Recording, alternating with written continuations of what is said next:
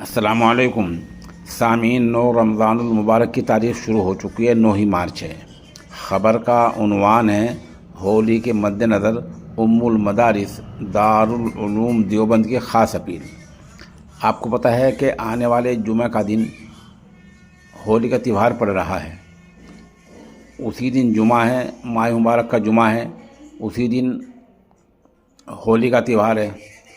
اس تہوار کے مد نظر دارالعلوم دیوبند نے یہ اپیل کی ہے کہ فرزندان توحید نماز جمعہ کو مقامی مساجد میں ادا کریں۔